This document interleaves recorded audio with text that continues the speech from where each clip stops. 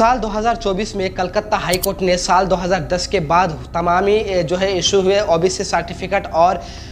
OBC में कई बिरादरियों को शामिल करने पर सवाल उठाया था। कलकत्ता हाईकोर्ट का उस वक्त कहना था कि जिस तरीके से साल 2010 के बाद से जितने भी ओबीसी सर्टिफिकेट जो है इशू किए गए बनाए गए हैं और इसके अलावा जो भी ओबीसी में जिनको भी बिरादरियों को भी शामिल किया गया है, ये जो है कानूनी प्रतिक्रिया अपनाकर या फिर कानूनी तौर तरीके पर नहीं बल्कि किसी न किसी तरीके पर दूसरे तरीके पर अपनाया गया है और इन सर्टिफिकेटों को बनाया गया है। इस पर कलकत्ता हाईकोर्ट ने सवाल उठाया था, लेकिन अब कुछ मामला और ही है। अब फिर से जब इस बात पर चर्चा हो रही है, यानी ओबीसी और कास्ट सर्टिफिकेट पर फिर से जब मगरिबी बंगाल में चर्चा हो रही है, तब खुलकर आ रहा है कि असल मामला क्या है।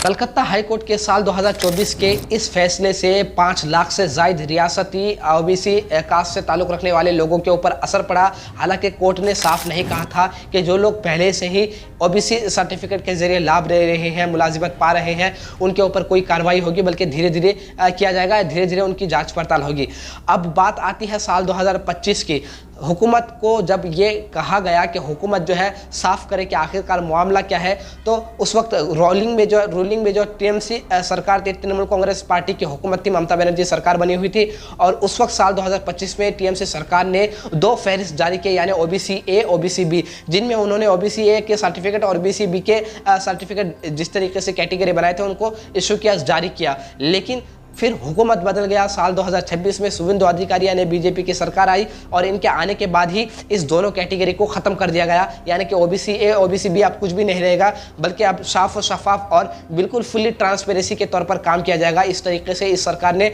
अपने बातों को रखकर इन दोनों कैटेगरी को ख़त्म करवा दिया और हुआ भी यही। हुकूमत के इन बातों को कोर्ट ने मानते हुए जो है हुकूमत के इन सारी चीज़ों को कोर्ट ने सामने रखा और कहा कि ठीक से फिर से जो है वही तरीका अपनाया जाएगा जिस तरीके को जो है पहले ही अपनाया जा रहा था, यानी कि साल 2008-9 से पहले, साल 2010 से पहले जिस तरीके से ओबीसी सर्टिफिकेट को इशू किया जा रहा था, बनाया जा रहा था, उसी तरीके से बनाया जाएगा। वैसे दोस्तों, इस हुकूमत के इन बातों से और इन कारणों में से साफ पता चलता है कि यहाँ पर किसी एक कम्युनिटी का, किसी एक मजहब का या फिर किसी एक धर्म का नुकसान होने वाला नहीं है। क्योंकि अगर हम ये कहें कि ओबीसी से सिर्फ मुसलमानों का नुकसान होगा या फिर ओबीसी के इस तरीके से ओबीसी को सताने से ओबीसी कास्ट के जो है सर्टिफिकेट के जो है वेरिफिकेशन से, उनकी जांच पड़ताल से सिर्फ मुसलमानों को या फिर किसी एक कम्युनिटी को नुकसान होगा, तो नहीं, बल्कि इससे हर कोई प्रभावित होगा अगर सही मानों में इसका जो है इसके ऊपर अमल किया जाए। क्योंकि देखा जाए कि ओबीसी से सिर्फ मुसलमान नहीं बल्कि कई और कम्युनिटीज़ भी फ़ायदे उठाते हैं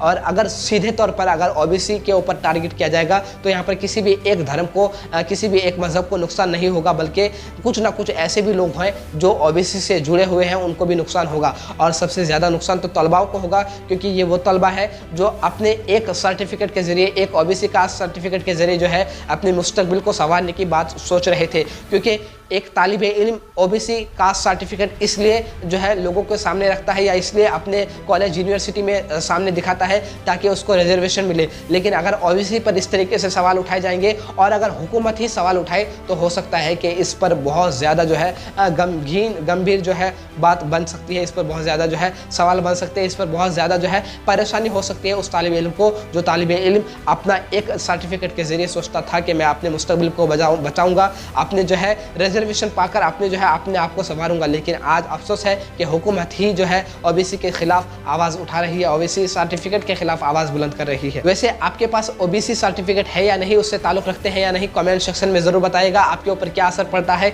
इसको भी कमेंट सेक्शन में ज़रूर बताइएगा। हमारी वीडियो पसंद आए तो वीडियो को लाइक करके अपने हर एक भाई तक शेयर जरूर कीजिएगा। हमारे चैनल को सब्सक्राइब और पेज पर देख रहे हैं तो पेज को फॉलो कर लीजिएगा। बहुत बहुत शुक्रिया।